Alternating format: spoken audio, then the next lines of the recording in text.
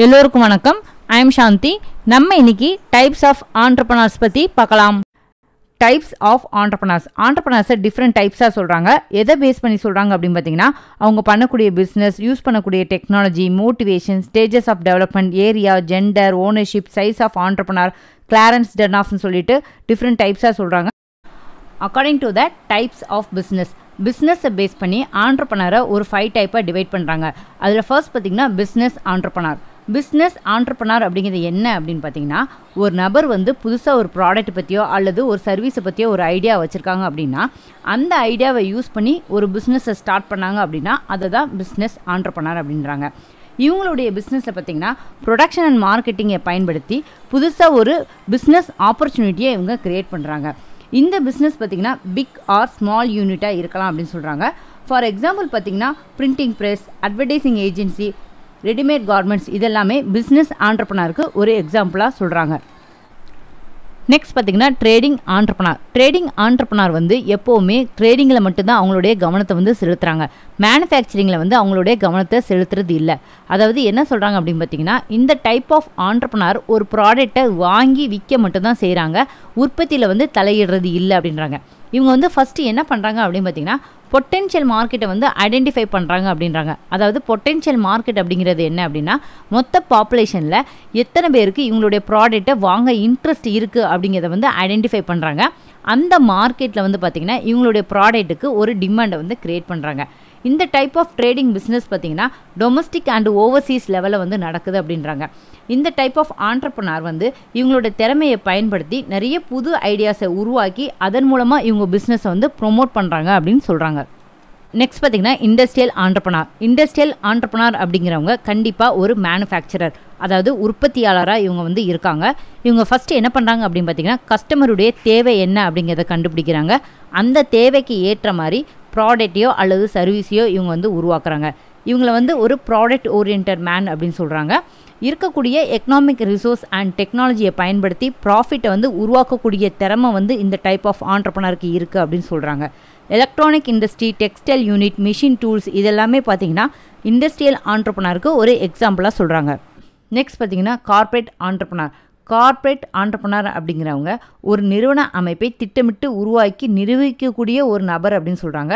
இவங்க வந்து அந்த நிறுவனத்தை வந்து ஒழுங்கமைப்பதிலும் நிர்வகிப்பதும் தனது புதுமையான திறமையை வந்து வெளிக்காட்டுவாங்க அப்படின்றாங்க.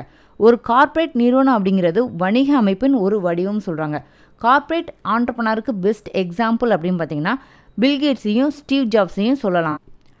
நெக்ஸ்ட் பார்த்திங்கன்னா அக்ரிகல்ச்சரல் ஆண்டர்பிரனர் அப்படிங்கிறவங்க யார் அப்படின்னா, அக்ரிகல்ச்சரல் ப்ராடக்டை வந்து யார் வந்து மேனேஜ் அண்ட் டெவலப் பண்ணுறாங்களோ அவங்க தான் அக்ரிகல்ச்சரல் ஆண்டர்பிரனர் அப்படின்னு சொல்கிறாங்க. According to the use of technology base பண்ணி ஆண்டர்பிரனரை 3 டைப்பாக டிவைட் பண்ணுறாங்க. அதில் ஃபர்ஸ்ட் பார்த்திங்கன்னா டெக்னிக்கல் ஆண்டர்பிரனர் அப்படிங்கிறவங்க யார் அப்படின்னு பார்த்தீங்கன்னா, யார் ஒருத்தவங்க டெக்னாலஜி அப்படி இல்லைன்னா அவங்கக்கிட்ட இருக்கக்கூடிய டெக்னிக்கல் ஸ்கில்ஸை யூஸ் பண்ணி அவங்களோட ஐடியாஸை வந்து அப்ளை பண்ணுறாங்களோ அவங்கள தான் டெக்னிக்கல் ஆண்டர்பிரனர் அப்படின்னு சொல்கிறாங்க. இந்த டைப் ஆஃப் ஆண்டர்பிரனர் வந்து மார்க்கெட்டிங்கோட ப்ரொடக்ஷனில் வந்து அதிகம் கவனம் செலுத்துகிறாங்க. இவங்க ப்ராடக்ட்டை வந்து ப்ரொமோட் பண்ணுறதுக்கு எந்த ஒரு சேல்ஸ் ப்ரொமோஷன் டெக்னிக்ஸை வந்து பெருசாக கேர் பண்ணுறது இல்லை அப்படின்னு சொல்கிறாங்க. இவங்களோட இன்னோவேஷன் ஐடியாஸை வந்து நம்மளால் ப்ரொடக்ஷனை வந்து பார்க்க முடியும் அப்படின்னு சொல்கிறாங்க. டெக்னிக்கல் ஆண்டர்பிரனருடைய கிரேட்டஸ்ட் ஸ்ட்ரென்த் என்ன அப்படின்னு பார்த்தீங்கன்னா, ப்ரொடக்ஷன் டெக்னிக்ஸில் அவங்களுக்கு இருக்கக்கூடிய ஸ்கில்ஸை வந்து அவங்களுடைய கிரேட்டஸ்ட் ஸ்ட்ரென்த்தாக சொல்கிறாங்க. நெக்ஸ்ட் பார்த்திங்கன்னா நான் டெக்னிக்கல் ஆண்டர்பிரனர் அப்படிங்கிறவங்க எந்த ஒரு டெக்னிக்கல் ஆஸ்பெக்ட்ஸையும் யூஸ் பண்ண மாட்டாங்க. இவங்க பிஸ்னஸை வந்து ப்ரொமோட் பண்ணுறதுக்கு different marketing and distribution strategy வந்து யூஸ் பண்ணுவாங்க. நெக்ஸ்ட் பார்த்திங்கன்னா ப்ரொஃபஷனல் ஆண்டர்பிரனர். இந்த ஆண்டர்பிரனர் வந்து ஒரு பிஸ்னஸை ஸ்டார்ட் பண்ணுறதுக்கு ரொம்பவே ஆர்வம் காட்டுவாங்க. ஆனால் அந்த பிஸ்னஸை வந்து மேனேஜ் பண்ணுறதுக்கு இவங்களுக்கு ஆர்வம் இருக்காது. அதனால் என்ன பண்ணுவாங்க அப்படின்னு பார்த்திங்கன்னா, அவங்க ரன் பண்ணக்கூடிய பிஸ்னஸை வேற ஒருத்தவங்களுக்கு விற்றுட்டு இவங்க புதுசாக வேற ஒரு பிஸ்னஸை ஸ்டார்ட் பண்ண ஆரம்பிச்சிருவாங்க. இந்த டைப் ஆஃப் ஆண்டர்பிரனர் தான் ப்ரொஃபஷனல் ஆண்டர்பிரனர் அப்படின்னு சொல்கிறாங்க.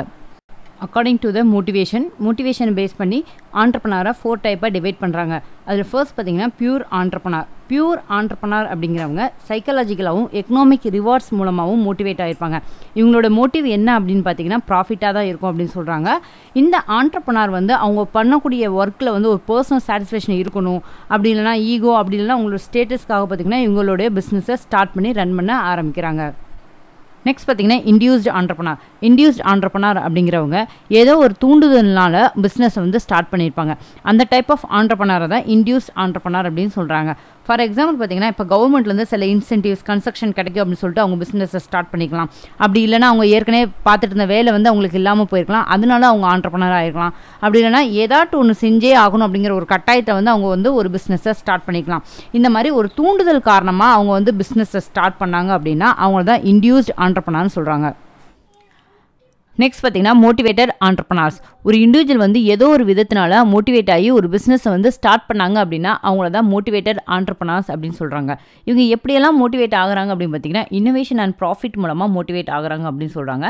அப்படி இல்லைனா ஒரு இன்னோவேட்டிவ் பிஸ்னஸ் வெஞ்சரை ஸ்டார்ட் பண்ணுறதுக்கு sufficient resource like capital, technical skill and organising capacity, இந்த மாதிரி சஃபிஷியன்ட் ரிசோர்ஸ் வந்து அவங்கக்கிட்ட இருக்கிறதுனால அதன் மூலமாக மோட்டிவேட் ஆகி இவங்க வந்து பிஸ்னஸை வந்து ஸ்டார்ட் பண்ணலாம் அப்படின்னு சொல்கிறாங்க. அப்படி இல்லைனா பார்த்தீங்கன்னா ஒரு புதுசாக ஒரு ப்ராடக்ட் அல்லது ஒரு சர்வீஸையோ கிரியேட் பண்ணதுக்கு இவங்களுக்கு அதிகப்படியான இன்ட்ரெஸ்ட் இருக்கிறதுனாலையும் ஒரு புதுசாக ஒரு மார்க்கெட்டை வந்து கண்டுபிடிக்கிறதுனாலையும் இவங்க வந்து மோட்டிவேட் ஆகலாம் அப்படின்னு சொல்கிறாங்க. இந்த மாதிரி ஏதோ ஒரு காரணத்தினால இந்த டைப் ஆஃப் ஆண்டர்பனர் வந்து மோட்டிவேட் ஆகி பிஸ்னஸை வந்து ஸ்டார்ட் பண்ணுறாங்க. அதனால தான் இவங்களை வந்து மோட்டிவேட்டட் ஆண்டர்பனர்ஸ் அப்படின்னு சொல்கிறாங்க. நெக்ஸ்ட் பார்த்தீங்கன்னா ஸ்பான்டேனியஸ் ஆண்டர்பனர். ஒரு இண்டிவிஜுவல் வந்து அவங்கக்கிட்ட இருக்கக்கூடிய டேலண்ட் மூலமாக மோட்டிவேட் ஆகி ஒரு பிஸ்னஸை ஸ்டார்ட் பண்ணாங்க அப்படின்னா அவங்கள தான் ஸ்பான்டேனியஸ் ஆண்டர்பனர் அப்படின்னு சொல்கிறாங்க. இந்த டைப் ஆஃப் ஆண்டர்பனர் பார்த்தீங்கன்னா நேச்சராகவே டேலண்டாக தான் இருப்பாங்க. இனிஷியேட்டிவ், போல்ட்னஸ், கான்ஃபிடன்ஸ், இந்த மாதிரி நிறைய டேலண்ட்டை வந்து இந்த டைப் ஆஃப் ஆண்டர்பனர்ட்டை வந்து பார்க்க முடியும். ஸ்பான்டேனியஸ் ஆண்டர்பனர்ஸ் எப்போவுமே பார்த்தீங்கன்னா அவங்களோட திறமையை வந்து அதிகமாக நம்பக்கூடியவங்களாக இருக்காங்க. According to the stages of the development base பண்ணி ஆண்டர்பனரை 3 டைப்பாக டிவைட் பண்ணுறாங்க. அதில் ஃபர்ஸ்ட் பார்த்தீங்கன்னா first generation entrepreneur. First generation entrepreneur அப்படிங்கிறவங்க யார் அப்படின்னு பார்த்தீங்கன்னா யார் ஒருத்தவங்க வந்து அவங்களோட திறமையை மட்டுமே நம்பி ஒரு பிஸ்னஸை ஸ்டார்ட் பண்ணி ரன் பண்ணுறாங்களோ அவங்கள தான் ஃபர்ஸ்ட் ஜென்ரேஷன் ஆண்டர்பனர் அப்படின்னு சொல்கிறாங்க. அதாவது இவங்களுக்கு வந்து பேக் போனாக யாருமே இருக்க மாட்டாங்க.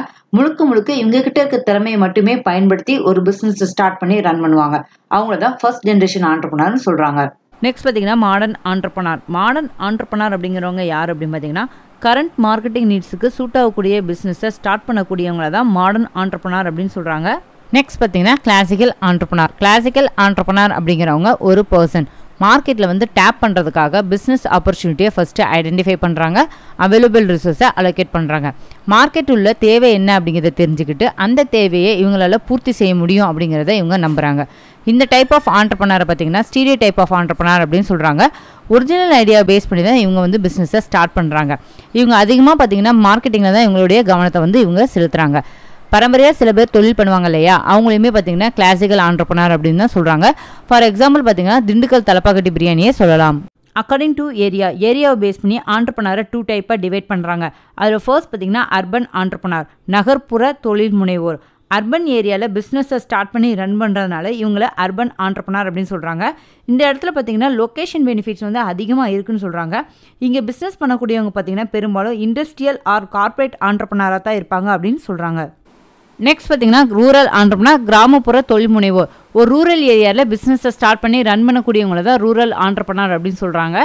அர்பன் ஏரியாஸ் மாதிரியே ரூரல் ஏரியா டெவலப் ஆகணும் அப்படிங்கிறதுக்காக கவர்மெண்ட்லேருந்து சில பெனிஃபிட்ஸ் பார்த்தீங்கன்னா இந்த டைப் ஆஃப் என்டர்பிரைஸ்க்கு வந்து கொடுக்குறாங்க. பொதுவாக அக்ரிகல்ச்சர் அப்படி இல்லைன்னா ட்ரேடிங் ஆண்டர்பனர் தான் இங்கே ரூரல் ஆண்டர்பனராக இருக்காங்கன்னு சொல்கிறாங்க. அக்கார்டிங் டு ஜெண்டரை பேஸ் பண்ணி ஆண்டர்பனரை 2 டைப்பாக டிவைட் பண்ணுறாங்க, மென் அண்ட் உமன். ஒரு பிஸ்னஸ் வந்து ஒரு மென் ஸ்டார்ட் பண்ணி மேனேஜ் பண்ணாங்கன்னா அவங்கள வந்து மென் ஆண்டர்பனர் அப்படின்னு சொல்கிறாங்க. அதே பிஸ்னஸை ஒரு உமன் வந்து ஸ்டார்ட் பண்ணி மேனேஜ் பண்ணாங்க அப்படின்னா அவங்கள வந்து உமன் ஆண்டர்பனர் அப்படின்னு சொல்கிறாங்க. அக்கார்டிங் டு ஓனர்ஷிப்பை பேஸ் பண்ணி ஆண்டர்பனரை 3 டைப்பாக டிவைட் பண்ணுறாங்க. அது ஃபர்ஸ்ட் பார்த்தீங்கன்னா பிரைவேட் ஆண்டர்பனர். ஒரு individual or group of individual பிஸ்னஸை ஸ்டார்ட் பண்ணி ரிஸ்க் எடுத்து இனோவேஷனை இனிஷியேட் பண்ணாங்க அப்படின்னா அவங்கள தான் பிரைவேட் ஆண்டர்பனர் அப்படின்னு சொல்கிறாங்க. இந்த டைப் ஆஃப் ஆண்டர்பனர் ஒரு செல்ஃப் எம்ப்ளாய்ட் பர்சன் சொல்கிறாங்க. இவங்க வந்து பிஸ்னஸை வந்து ஸ்டார்ட் பண்ணுறதுக்கு எந்த ஒரு ஃபார்மாலிட்டிஸோ அப்படி இல்லைன்னா இவங்ககிட்ட ஒரு இனிஷியல் கேபிட்டல் இருக்கணும் அப்படிங்கிற அவசியம் வந்து இல்லைன்னு சொல்கிறாங்க. இவங்களோட மோட்டிவ் பார்த்தீங்கன்னா ப்ராஃபிட்டாக தான் இருக்குது. நெக்ஸ்ட் பார்த்தீங்கன்னா ஸ்டேட் ஆண்டர்பனர் அப்படிங்கிறது என்ன அப்படின்னு பார்த்தீங்கன்னா ஸ்டேட் ஆர் கவர்மெண்ட் வந்து ஒரு பிஸ்னஸை மேனேஜ் பண்ணி ஆப்ரேட் பண்ணாங்க அப்படின்னா அவங்கள தான் ஸ்டேட் ஆண்டர்பனர் அப்படின்னு சொல்கிறாங்க. இங்கே வந்து பார்த்திங்கன்னா எந்த ஒரு சிங்கிள் ஆண்டர்பனர் இருக்கிறது இல்லை அப்படின்னு சொல்கிறாங்க. சிம்பிளாக சொல்லணும்னா பப்ளிக் வெல்ஃபேர்க்காண்டி கவர்மெண்ட்டே ரிஸ்க் எடுத்து ஒரு பிஸ்னஸை ரன் பண்ணாங்க அப்படின்னா அவங்கள தான் ஸ்டேட் ஆண்டர்பனர் அப்படின்னு சொல்கிறாங்க. நெக்ஸ்ட் பார்த்தீங்கன்னா ஜாயிண்ட் ஆண்டர்பனர். ஜாயிண்ட் ஆண்டர்பனர் அப்படிங்கிறது என்ன அப்படின்னு பார்த்தீங்கன்னா, ப்ரைவேட்டும் கவர்மெண்ட்டும் ஒன்றா சேர்ந்து ஒரு பிஸ்னஸை மேனேஜ் பண்ணி ஆப்ரேட் பண்ணாங்க அப்படின்னா அவங்கள தான் ஜாயிண்ட் ஆண்டர்பனர் அப்படின்னு சொல்கிறாங்க. எதனால் இவங்க வந்து ஒன்றா செய்கிறாங்க அப்படின்னு பார்த்தீங்கன்னா, ஒரு நியூ ஆண்டர்பனர் வந்து என்கரேஜ் பண்ணும், அப்படி இல்லைனா பேக்வேர்டு ஏரியாஸில் வந்து இண்டஸ்ட்ரியில் வந்து டெவலப் பண்ணும். அப்படிங்கிற இந்த மாதிரி சில ரீசனுக்காக ப்ரைவேட்டும் கவர்மெண்ட்டும் ஒன்றா சேர்ந்து பிஸ்னஸை வந்து ரன் பண்ண ஆரம்பிக்காங்க. அக்கார்டிங் டு சைஸ் ஆஃப் என்டர்பிரைஸை பேஸ் பண்ணி ஆண்டர்பனரை 3 டைப்பாக டிவைட் பண்ணுறாங்க. அதில் ஃபர்ஸ்ட் பார்த்தீங்கன்னா ஸ்மால் ஸ்கேல் ஆண்டர்பனர். ஒரு ஆண்டர்பனர் வந்து பிளான்ட் அண்ட் மிஷினரியில் 1 crore வரை இன்வெஸ்ட் பண்ணாங்க அப்படின்னா அவங்க வந்து ஸ்மால் ஸ்கேல் ஆண்டர்பனர் அப்படின்னு சொல்கிறாங்க. அதே இது 1 crore மேலே இன்வெஸ்ட் பண்ணாங்க அப்படின்னா அவங்கள வந்து மீடியம் ஸ்கேல் ஆண்டர்பனர் சொல்கிறாங்க. இதே இது 5 crore மேலே வந்து இன்வெஸ்ட் பண்ணாங்க அப்படின்னா அவங்கள வந்து லார்ஜ் ஸ்கேல் ஆண்டர்பனர் அப்படின்னு சொல்கிறாங்க.